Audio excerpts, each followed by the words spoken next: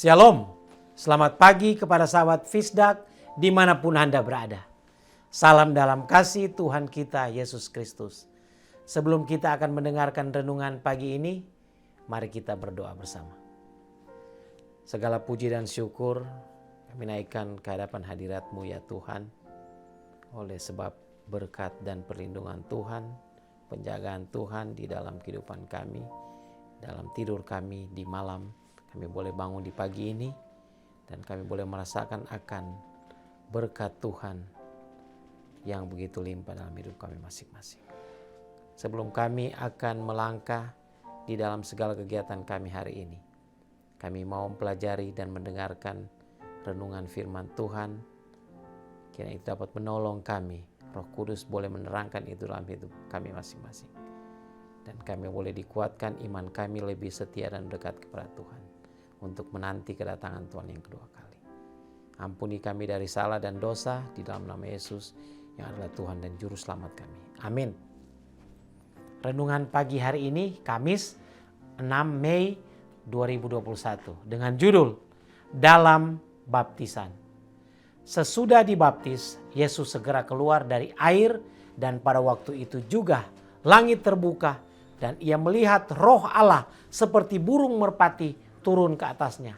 Lalu terdengarlah suara dari sorga yang mengatakan, "Inilah anak yang kukasihi, kepadanyalah aku berkenan." Matius 3 ayat 16 dan 17. Yesus adalah teladan kita dalam segala hal yang berhubungan dengan hidup dan kesalehan. Ia dibaptiskan di sungai Yordan, sama seperti orang-orang yang datang kepadanya harus dibaptiskan.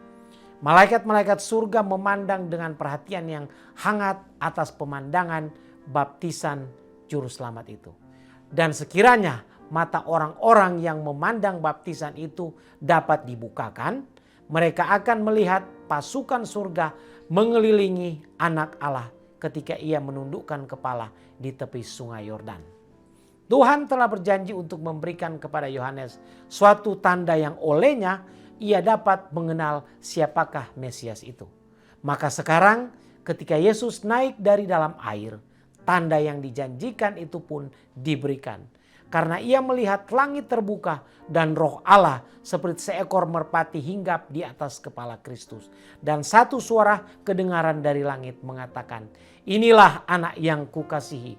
Yesus penebus dunia ini telah membuka jalan agar orang yang paling berdosa, yang paling malang, yang paling ditindas dan dihinakan boleh mendapat jalan masuk kepada Bapa.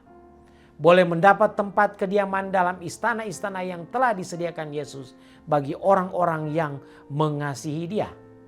Orang-orang yang telah bangkit bersama dengan Kristus untuk berjalan dalam kehidupan baru adalah umat pilihan Allah.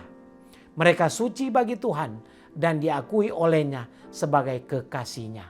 Dengan demikian mereka berada di bawah perjanjian yang suci untuk menjadikan mereka terkenal oleh menunjukkan kerendahan hati. Mereka harus memakai jubah kebenaran.